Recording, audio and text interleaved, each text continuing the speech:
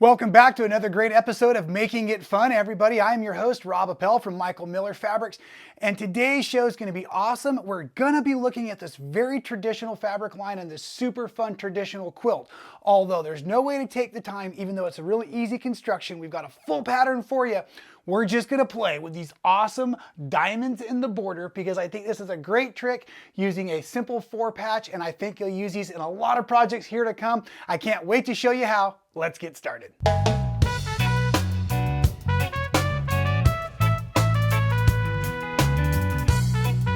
That's right, today's show is going to be really fun and we're going to do a lot of basic patchwork. Those of you quilters out there will love this. We're going to focus on two very simple blocks that make up the border. I'm calling them the diamond in the borders. So you have a large scale and a small scale, but before we can even dive into that, let's talk about the fabrics we're using, because if it's your first time to the show, I have to tell you, at the end of the show, I give away prizes. I give away all kinds of fantastic stuff. And today we have two bundles for you. My buddy Mike's got a good eye on them right now. Situation is I only have one bundle from the beautiful Beginnings fabric line, which I absolutely love. This was super popular at Quilt Market, so I have one bundle of that beautiful fabric to give away. And then I have another really fabulous line called Sea Dreams from Excel, and it's a beautiful kind of a traditional with a modern flavor nautical, and I love it. So let's just dive right into the show and tell today and look at these beautiful fabrics real quick. I'll show you the Beginnings fabrics lines as well. Then we can get into our construction and then we'll give away the prizes at the end of the show. We'll try to keep it fairly brief for you today. Okay, so this is a beautiful, like I said, nautical, kind of traditional, kind of contemporary, beautiful all over. It actually reminds me kind of East Coast sea life. I love the seashells, fun jellyfish pointillism. This is also just a really beautiful, fun print like that. And then it comes in another real fun, kind of punchy pink, turquoisey, lagoony green colorway there. I'm not sure how it's reading against the beautiful new Olfa matte. So I love my black Olfa matte. I'm not sure how the colors look from overhead. Anyways, so look, isn't that just gorgeous? And I just love the way the fish translate there. Show you a couple more of my favorites here. Love the seashells. I kind of feel like the seaweed gives them wings and power, like a good old Harley Davidson logo, something like that. Great. Love that there. So anyways, the reason I wanted to show you this beautiful Sea Dreams is they're also shipping or just shipped out to the local quilt shops. You should be able to find this beautiful line in your local quilt shop. So remember, that's why we're doing Making It Fun, to encourage you to visit your local quilt shops, see the fabrics in person, make sure you're picking up some basics, some solids to blend in with the fabrics you're using, making it wonderful. And I had one of those bundles as well. So the winner of today's prize, I'm actually going to give you your choice. If you want the Beginnings, the beautiful blue and white bundle, or if you want Sea Dreams, and we'll give the other bundle to the quilt shop of your choice so that everybody is a winner right here at Making It Fun. I keep talking about Beginnings. You think I'm talking about the beginning of the video or the beginning of textiles where it all started from, but no, mostly just this big, beautiful, like I said, it's a very traditional fabric line. It comes in two colorways, a blue and a black color line. They both did incredibly well for us at Quilt Market, just super beautiful. These are shipping out to the shops right now. I think there's a lot to be said about this line, although I don't really know where to start, so I'm just going to show you a couple of my favorites, which is obviously, I love stripe prints. So there's a fabulous stripe right in here. I'm a big fan of kind of this mandala pointillism just on the white or the navy. Terrific, that's going to be great. And I love this little bead down here. Also just a really fun print. So there's some outside of the traditional prints in here I think that you'll do very well with. That's the blue that we're going to be looking at today. Here is the black, just luscious black, cream, grays, taupes, just fantastic color lines, colorways right here. Super excited about the Beginnings from Michael Miller. This is a beautiful, beautiful fabric line. Let's get started though in my project, or the project here that's from this free pattern. This quilt was also created by Susan Emery. You hear that name here a lot. She's my partner in crime at Making It Fun. She just doesn't want to get in front of the camera, so so I've got to embarrass her a little bit. So if you know Susan Emery, one of the founders of the Swirly Girls, send her some love, tell her how awesome she is. Let me embarrass her a little bit right here today because I just appreciate working with her so much. And I loved, again, she's put up a full free pattern for all of us to enjoy on the entire quilt, the stars and everything that go on inside of the quilt. But I want to focus on this really fun diamond border because when I first looked at the quilt, I said, how did she do that? And anytime I'm asking why, I want to share with you what results I can come up with. Now, I didn't want to cut into my beginnings bundle so I could give it away. So I dove into my basics. And you know I love me some basics, and you know I love me some hash dot and some of the cotton couture and the marble. So my colors today, and again, I picked these late last night when I was playing and prepping for today's video, and they actually have a lot more contrast in person than they might have on camera. It's one of the disadvantages of some of the LED lights and things we use. Excuses, excuses, I know. Here's the names. This is marble. This is color jade. Now, of the hash dot, you're looking at grass over here and gold over here. Hopefully you can see one has got more of a mustard feel, one is more of kind of a limey feel, and then our traditional green and the cotton couture. These squares are going to lay together as we build them out so that the diamonds go in a row and one fabric is on one side and one fabric is on the other. Super simple construction. Let's start big and work our way to small today. What do you think? So for this particular block, it technically is a 4 patch, 1, 2, 3, 4 on what we call point. There's the 4 for you. And they're made by sewing strips together first. So the strips are made from these 4.5 inch wide by the width of fabric strips. You need to match one of your diamond colors, or I'm going to say green from here on out, to each of the colors for each side of the border you have going on. So with that, or the quilt project that you're going on, so what I've done here is I have already stitched together the gold to the marble, and these were both 4 and, I'm sorry, I might have said 4.5 a second ago. 4 3/4 inch strips is what you need here by the width of the fabric, because once they have been stitched together and pressed, I'm doing all of my pressing into the green fabrics just to keep the nesting alive. We're going to subcut these down because we're basically going to make a checkerboard 4 patch. So I need one of these here. And so because they were the 4 3/4 inch strips, I'm going to cut 4 3/4 inch subcut squares now, or rectangles. So I'm first lining up a line along my seam, keeping it square. That was a 5 inch, so I'm going to push out here to 4 3/4 and make sure everything lines up. And I'm just going to go ahead and cut a couple of these. Always best when you're working, once you get the hang of the block, to just get more into the Henry Ford assembly line style and produce and cut everything at once so that all of your pieces are kind of piled up. You can see I've been piling and stacking as I go. It helps me stay organized, but for me, when I'm using different numbers, it helps me stay on track and not accidentally end up with a shortcut somewhere. And we don't want any of those shortcuts. Okay, so now one last 4 3/4 inch cut. Probably going to need that in a second. We won't need that for a bit. Now, what we're going to do is we're going to marry opposite colors. So here I'm going to bring in, there's the gold, here comes the grass, and they're just going to go opposite sides. And that's why by pressing up to that green fabric is so nice, because I get what is called a nested seam right here. So that means one seam's going one way, one seam's going the other. I'm going to head right over here to my sewing machine. I'm back stitching at every beginning and end of every seam, 1/4 inch seam allowance, cotton threads. It's a quilt. I use my finger to kind of help get over that hump there. It's a nice little trick. And because we're shooting for accurate diamonds in this border, let's take the time and press at each seam as we go.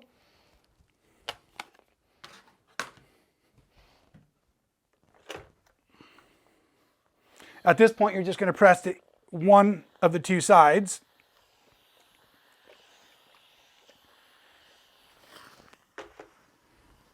And now the center of that block is basically all but finished. We need to build it so that it goes from square to on point, or I should say square to on point, something like that. By these fill-in triangles, you're going to need 2 triangles of each of your colors. And those start with a 6 and a 7/8 inch square. Again, accuracy counts. So I don't want you cutting a bunch of these at once, but you certainly could cut a couple of them. So I'm going to stack up 2 of my grass colors, 2 of my gold color hash dots. Nice and accurate there. I'm going to take a ruler that is larger than, and I'm going to make 1 single diagonal cut to make 2 triangles per square. Cut across there, done, easy. But here's a great trick. If you've never made patchwork using triangles before, let me point out real quick that the triangle is longer than the square edge. And that's because you need that little fall off because of our 1/4 inch seam allowance, but sometimes it's hard to get it to figure out where to line up. So one of my tricks is I come over here and I fold my triangle right sides together, and just at the bottom straight edge, the part I'm going to sew into the seam allowance, I'm going to put a little crease. That little crease right there, I now know lines up with my center. I can go right sides together, and that tells me how much of this little overlap. So the key to this block, though, is to make sure that your colors are touching. So I want this gold colored one over on this side where the gold colored square is. Now I'm just going to go ahead and line that up. Using that little center to make sure I stay on center, not tugging or pulling or on any of my fabric. And I'm going to sew through this side. And then I'm going to quickly just grab the other color, the green color now, the grass color, because I'm going to sew these on opposite sides. It helps for the efficiency of your sewing, and it's also going to help you for the efficiency of trimming. You might as well hit all 4 of your triangles also while you were at the ironing board the first time, because you're going to need 4 triangles for this block.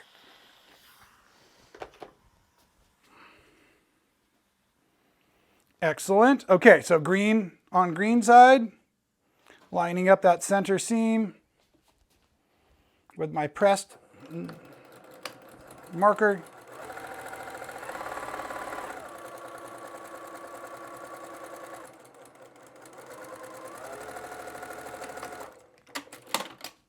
Excellent. Now as we come to the ironing station, we're going to go ahead and grab our iron, drop it in the center of the block, and I'm going to press these seams towards the tips of the triangle, so away from the center of the square.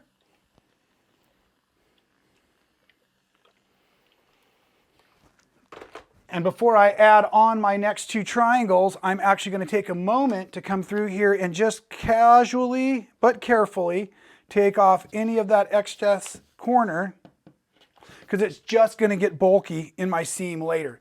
It doesn't add any security. Double check to make sure you know which color goes where. This is the green side, so green goes there. And this block, gentlemen and ladies, is all but finished.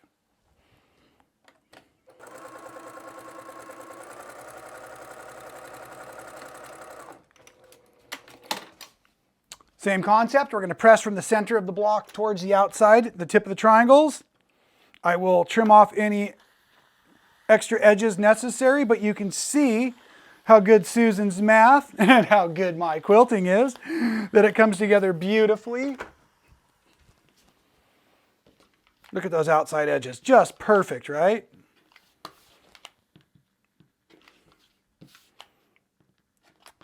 Okay, and we're going to set this one aside, just confirming though that you have all of your gold color on one side, all of your grass color on the other. And now we're going to get into our small diamonds blocks. And it's the same concept, just a little bit different numbers, a little bit different piecing. Because as you can see, we have 4 patches in there to start with. So we have a little bit, like I said, different size strips. The smaller diamonds come from 2 5/8 inch strips. So 2 5/8 by the width of the fabric, 2 5/8 by the width of the fabric. And I have gone ahead and stitched these with the 1/4 inch seam allowance, pressed it over to the other side there. And now I'm going to go ahead and start cutting down 2 5/8 inch subcuts to match it up. Okay, so this is a little bit tricky. So I'm going to focus, and I only need a few of these. So here is 2 1/2. 5/8 is usually the next line on the other side of the half. And I'm going to cut, I need 2 per. And again, it would be better if we cut them all at once so we stay on target. And I'm going to turn this into a table runner when I'm all done, I think. I'm going to probably have 3 small diamond blocks and 2 large diamond blocks for my runner. So I might as well at least prep the pieces I need for that, is what you're saying. Okay, set this aside because we can come back to it later. And we need 2 of each color. I had the grass ones already prepped out, and we're going to do the exact same thing. We're just going to checkerboard them. Checkerboard them like yay. So we're just going to set them up here. Nest the seams. And if you were doing a lot of these, you could actually start chain piecing at this point. If you're new to quilting, maybe I can show you something here real quick. What is chain piecing, you say? Well, what I like to do is I'm going to still backstitch, and I'm going to take a couple of stitches off the patchwork I'm working on, and now I'm going to grab the next piece. Because everything's the same and I'm going in straight lines in one direction, I can just keep adding in until I have all of these little patchworks almost made like a chain of sausages. Little parts and pieces all gathered by thread there. Now I only need a few of these. Backstitching again. But what you're done, what you generally can do is come up, and then you could use your little thread cutter on your machine to make both of your units. I want to make sure I'm always pressing.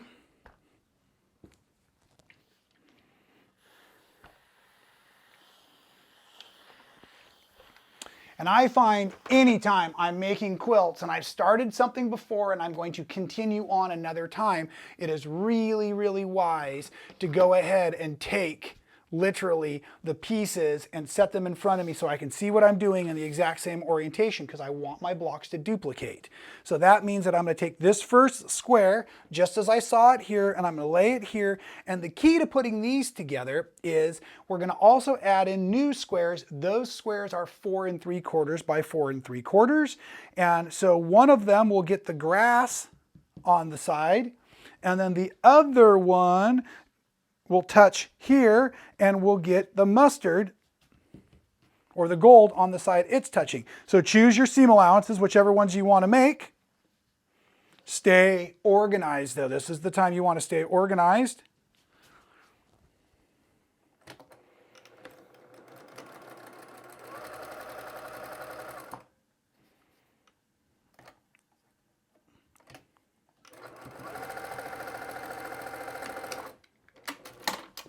And again, I can chain piece.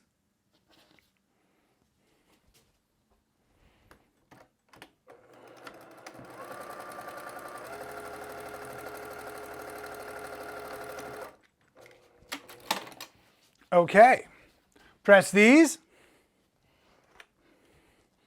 I like to press into the solid piece away from my patchwork.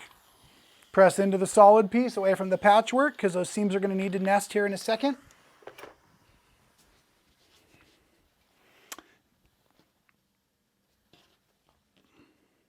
Double checking to make sure I have it all as necessary.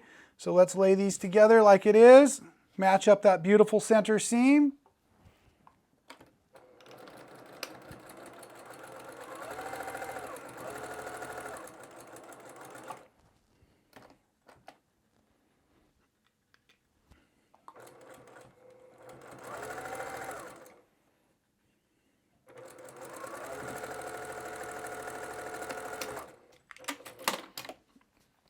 And the center of that block is completely constructed.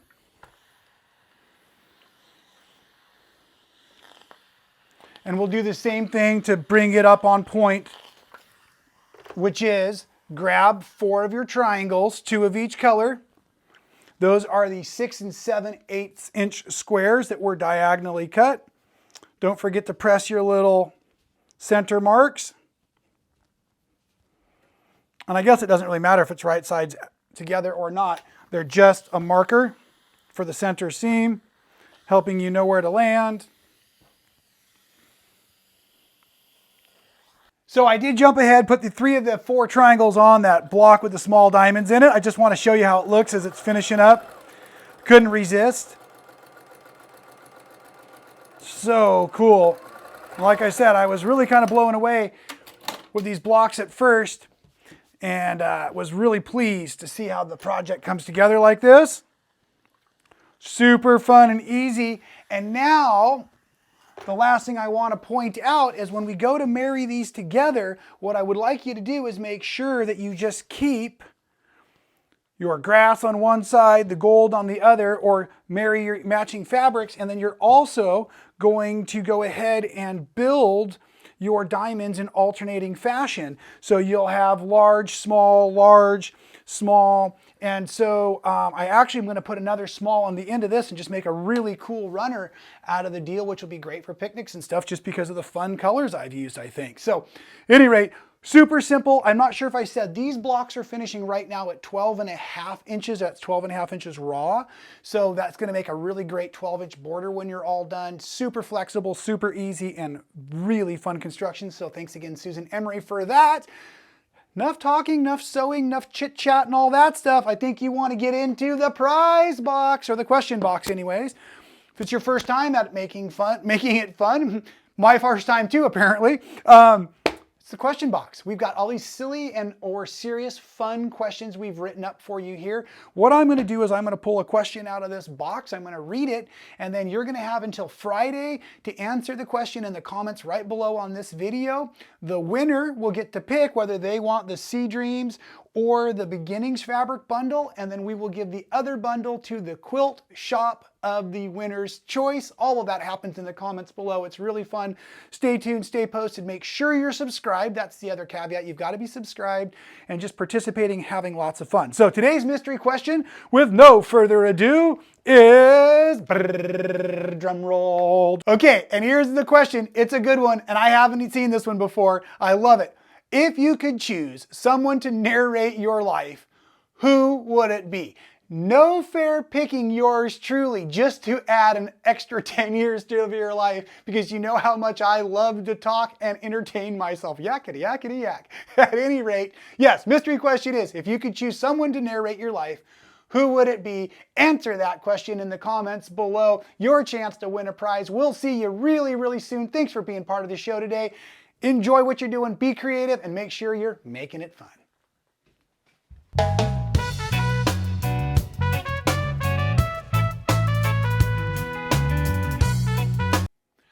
I'm glad to see you're still there. Hey, if you insist on spending all day on YouTube, great with me. Please check out a few of my other videos. I think they're fantastic. Hit that subscribe button, hit the bell to be notified. We'll see you next time for another helping of fun.